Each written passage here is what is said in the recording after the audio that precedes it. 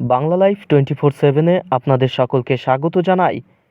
শেখ হাসিনা দেশ ছেড়ে পালাতেই উথাল-পাথাল রাজ্য রাজনীতি। এবার বিরাট বার্তা মমতার।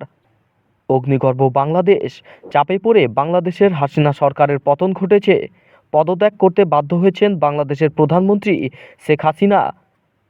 দেশের আমজনতার লাগাতার বিক্ষোভে পরিস্থিতি নিয়ন্ত্রণের বাইরে চলে যাওয়ায় ইস্তফা দিয়ে দেশ ছেড়েছেন শেখ হাসিনা। বর্তমানে গোটা দেশের নিয়ন্ত্রণ রয়েছে সেনাবাহিনীর হাতে। এদিকে পড়শি দেশের এই পরিস্থিতি নিয়ে এবার মুখ খুললেন মমতা বন্দ্যোপাধ্যায়। এদিন বিবৃতি দিয়ে মমতা বলেন, বাংলাদেশে এই পরিস্থিতির মধ্যে রাজ্যবাসীকে শান্তি ও সংযত থাকতে হবে। মমতার কথায়, সাধারণ মানুষকে আমি শান্তি ও সংযম থাকার অনুরোধ করব। এই নিয়ে কেউ কোনো প্ররোচনায় পা দেবেন না। এটা দ্বিপাক্ষিক ব্যাপার। কেন্দ্রীয় সরকারের নির্দেশ মতো কাজ করব আমরা। মমতা বলেন, সবাইকে শান্ত থাকতে অনুরোধ করছি। গোটা বিষয়টি ভারত সরকারের অধীনে। কেন্দ্র এই নিয়ে যা সিদ্ধান্ত নেবে আমরা মেনে চলব। পাশাপাশি সোশ্যাল মিডিয়ায় পোস্টের ক্ষেত্রে বিজেপির নেতৃত্বকেও সতর্ক থাকতে হবে বলে পরামর্শ দিয়েছেন বাংলার মুখ্যমন্ত্রী।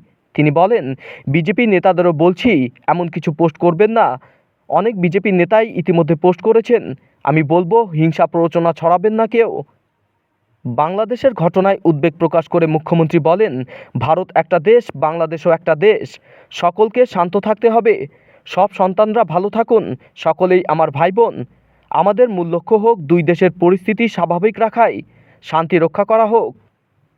বাংলাদেশে পরিস্থিতি নিয়ে মমতা সাফ জানান, বাংলাদেশে এখন যে পরিস্থিতি চলছে তা বাংলার সরকার ও ভারত সরকার দেখে নেবে।